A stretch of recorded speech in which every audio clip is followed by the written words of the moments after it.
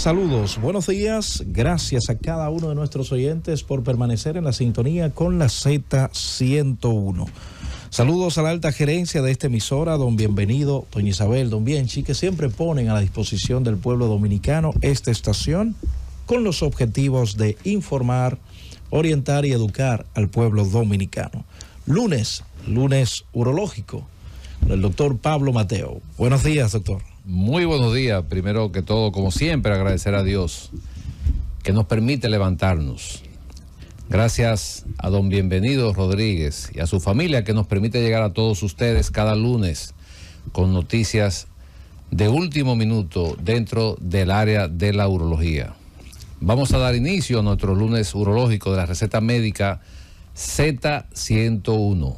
También pueden vernos por el canal 110 de Claro y 90 de Altiz.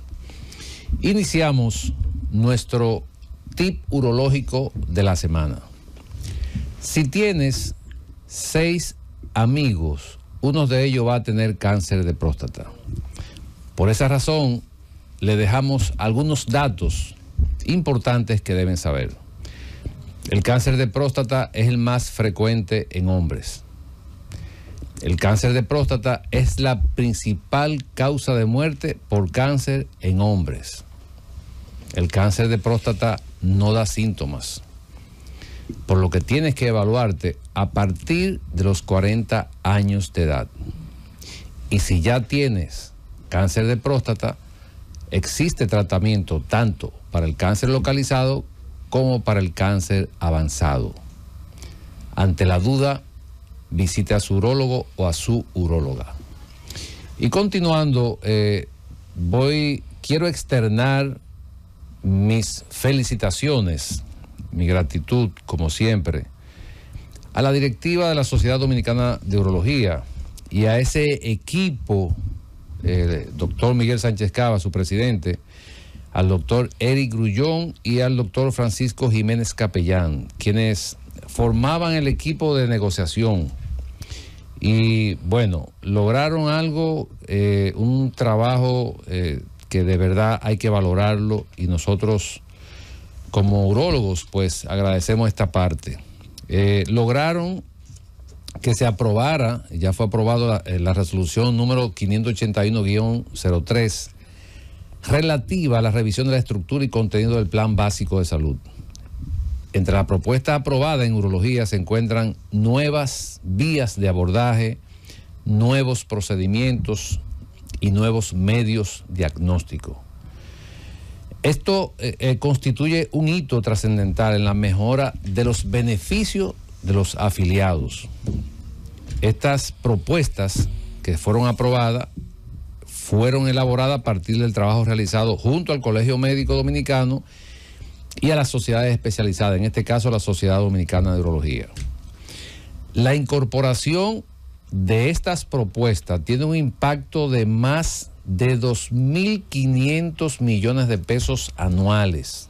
Es una cifra importantísima, y esta cifra se traduce en una importante reducción en el gasto del bolsillo del afiliado, o sea, del asegurado.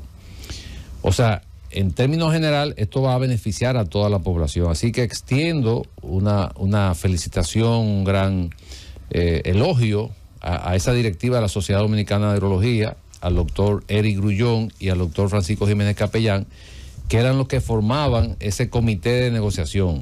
Dejaban de trabajar horas negociando, exigiendo, hasta que lo pudieron lograr. Así que extiendo mis felicitaciones a ese gran equipo. Inmediatamente, pues vamos a pasar a darle los buenos días a nuestro amigo, colega y hermano Wellington Ledesma, quien va a presentar a nuestro invitado del día de hoy. Muy buenos días, maestro. Un saludo para mi hermano Roberto. Saludos, buenos días, sector. Y por supuesto un saludo y un caluroso afecto a todos los que en sus casas nos escuchan.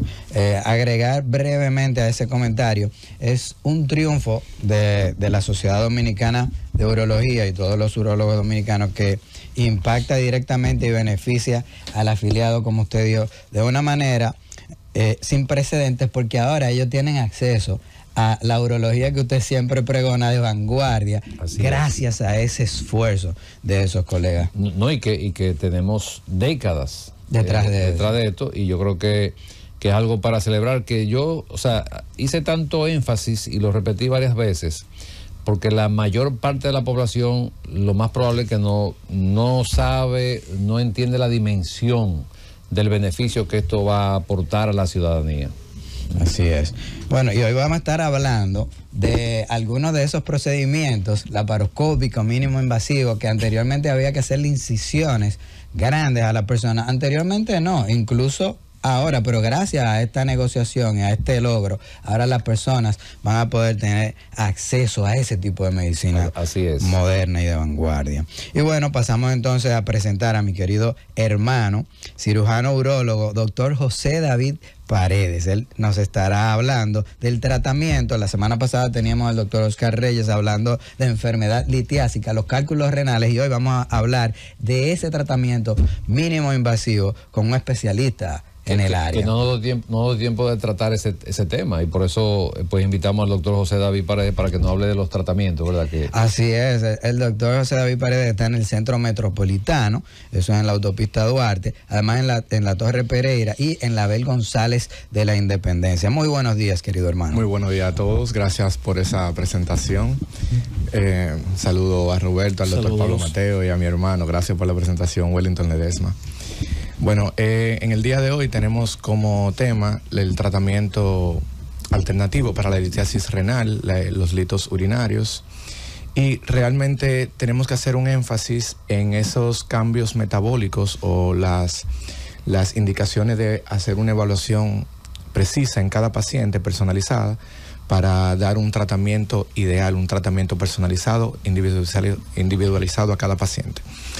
Como habían mencionado, eso es una buena iniciativa de la sociedad, que han aperturado nuevas técnicas, nuevos procedimientos, inclusive también métodos diagnósticos, pero eso todavía no ha sido suficiente para el tratamiento de la litiasis renal, porque aunque sí han disminuido la estancia hospitalaria, o sea, el tiempo de los pacientes luego de que se hayan intervenido quirúrgicamente, o también la reducción de las complicaciones, el hecho de que el paciente se inserte nuevamente en su vida productiva. Todo eso es gracias a esos procedimientos mínimamente invasivos, pero ninguno de ellos han podido disminuir la probabilidad de recurrencia de las piedras, de los cálculos renales.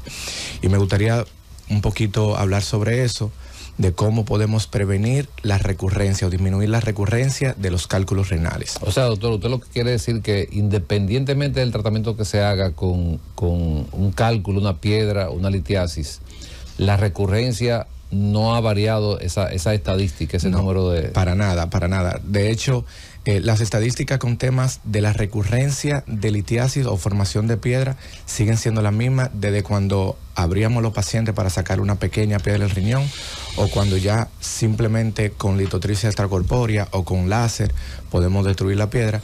La recurrencia siguen siendo la misma. Es importante decir, disculpe que lo interrumpa, doctor, que recurrencia para nuestro público, nuestros radioyentes, recurrencia quiere decir que aunque usted lo operen abierto, endoscópico, laparoscópico, la recurrencia quiere decir que el cálculo va a formarse de nuevo y va a tener piedra de nuevo. No es que usted quedó mal operado, no es que el urólogo le dejó una piedra, o sea, es que el cálculo vuelve y se forma de nuevo. A esa parte que se refiere con la recurrencia. Entonces el doctor nos va a explicar en este momento a qué se debe que esa incidencia de recurrencia no ha disminuido. Así es. El tema de recurrencia es que un paciente es predispuesto o está predispuesto a producir piedra. Si produjo una piedra y se le removió, se le hizo alguna cirugía, litotricia, endoscópica o percutánea o laparoscópica, cualquiera de los métodos, ese paciente tiene la predisposición de formar una nueva piedra. Entonces a eso le llamamos recurrencia. En algunos pacientes se habla de un 85% a los 5 años.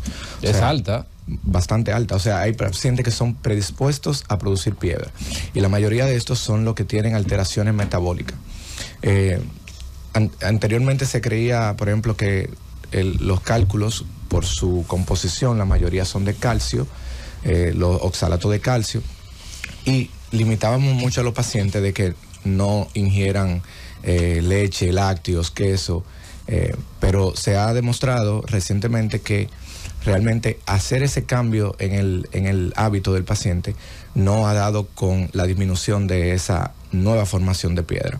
Lo que sí se ha demostrado que indistintamente de cuál sea la composición del cálculo, la disminución del flujo urinario, de la cantidad de orina por día, es el factor de riesgo más presente, mayormente presente en la mayoría de los pacientes. O sea, independientemente de si el cálculo es hecho de calcio, de oxalato, de ácido úrico, de cistina, de cualquiera de sus formas, el factor de riesgo más presente en todos ellos es la ingesta baja de agua, que da el traste con un volumen urinario bajo, o sea que el paciente orina poco. Por ejemplo, tenemos como dato de parámetro que un volumen urinario diario debe ser mayor de 2.2 litros de orina al día. El paciente que orina menos de esa cantidad, pues tiene la predisposición de que se concentra más la orina y todos los minerales de la orina pues se concentran y forman esa piedra, ese cálculo. ¿Y qué habría que hacer entonces para orinar esa cantidad, doctor Paredes? Va, sencillo, tomar más agua, o sea, líquido en sentido general. Si nosotros, inclusive hay algunos mitos de pacientes que para poder eliminar una piedra o disminuir el tamaño de una piedra ya existente, pues se toman muchos remedios, mucha botella, muchas cosas que sabemos que dicen por ahí, pero todos dan con aumento de líquido. Si yo me bebo una botella de palo todos los días de 2 litros, no solamente estoy ingiriendo esa composición de esos palos, sino que también estoy ingiriendo líquido. Y por eso el líquido pues diluye más, hace más acuoso, vamos a llamarle así, más líquido la orina, y por tanto los minerales, esos sedimentos, pues se diluyen en ese líquido de la orina y no se forman la piedra. Muy bien. ¿Cuál ha sido la experiencia, doctor, cuando viene en esto de la recurrencia? ¿El paciente incrementa la gravedad por el cálculo que se forma o es menor la gravedad? No tenemos datos de realmente si forman una piedra más grande o más pequeña, solamente la formación de una nueva piedra. Okay. En algunos pacientes que, por ejemplo, formaron una única piedra en toda su vida, eso es bueno hacerle un estudio básico de metabolismo, pero en los pacientes que producen varias piedras en un mismo riñón o piedras en ambos riñones, entonces sí necesitan un estudio metabólico profundo para determinar cuál es el cambio que está produciendo esas piedras. Si nosotros comparamos, por ejemplo, disculpa, Dios. No, adelante. Si comparamos, por ejemplo, la enfermedad litiásica o la piedra con otras enfermedades dentro del área urológica, ¿qué porcentaje ocuparía la enfermedad litiásica en urología? Más o menos, aproximadamente. En sentido general, ocupa un 25, un 30% de la consulta. En mi consulta privada, realmente es mucho más del 50%. No sé si es porque me he dedicado más a esa área y pues me llegan más pacientes de eso, pero las estadísticas dicen que un 20% de los pacientes en algún momento de su vida van a producir una piedra.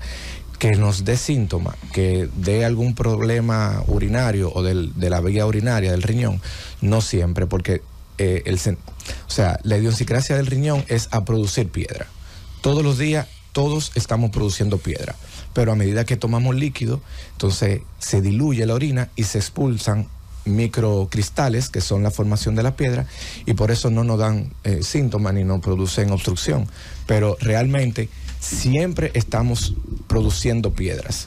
La tendencia es que nuestro riñón estén produciendo piedras, así que hay que tomar. Es importante, escúchame que es importante resaltar ese punto, porque yo creo que en el transcurso de lo que estamos haciendo los lunes urológicos nunca se había dicho eso. Bueno. O sea, y es importante hacer un paréntesis ahí, hacer énfasis en esa parte de que el riñón está produciendo piedra de manera constante. Claro que sí. O sea, fíjate que todos los días aprendemos algo nuevo. Y las personas dirán en este momento, ¿cómo va a ser? ¿Yo produzco piedra? Todo el mundo produce piedra todo el tiempo. Piedra. Porque lo que pasa es que en la orina hay sustancias que son favorecedoras para producir piedra, que es básico de que se eliminen esos cristales que nosotros tenemos en nuestro organismo, en la sangre. El riñón lo filtra y lo elimina, digamos el calcio, el ácido úrico, el mismo sodio que está en la sal que comemos. Todos esos cristales se eliminan parcial o por mucho en la orina. Entonces ellos precipitan y se van formando esas piedrecitas pequeñas, microscópicas. Está en nosotros si por alguna razón anatómica o metabólica o de poco ingesta de agua se producen más más cristales, más sedimento de esas partículas, entonces se unen y forman la piedra. Entonces está en nosotros tomar mucha agua, por encima de 2.5 litros de agua. Inclusive podemos hacer un cálculo por peso, porque no para todo el mundo es la misma cantidad de agua, pero la ingesta de agua es el factor más protector para la formación de piedra. Sí, yo tenía una pregunta y una intervención más o menos orientada en eso, porque cuando tú nos das el dato, a mí me gusta simplificar las cosas para que en las casas los radioescuchas entiendan más o menos lo que estamos hablando. ¿Yo lo estoy poniendo complicado? No, tú lo estás poniendo perfectamente bien, pero a mí me gusta dar un ejemplo. Si hay 10 personas en una habitación, de esos 10, estadísticamente, esto es lo que tú estás diciendo, 2 o 3 van a formar piedras de un tamaño tan importante que quizás ameriten algún tipo de manejo. Eso es lo que tú nos estás diciendo. Sí, en algún momento de su vida. En algún momento de su vida. Pero estos que ya produjeron la piedra, que era el aclarando que estaba haciendo en la pregunta el doctor Pablo Mateo, de esos, de 10 que ya formaron piedra, en los próximos 5 años, 8 quizás 9 van a volver, si no se dan un seguimiento, a producir cálculo en 5 años. Sí, wow. Así es, si no se hace el estudio metabólico completo, profundo de esos pacientes, la tendencia es que formen otra piedra en un 80% dentro de 5 años. Bueno, vámonos a una pausa. Al regreso continuamos en la receta médica de la Z. Llévatelo, Cundo.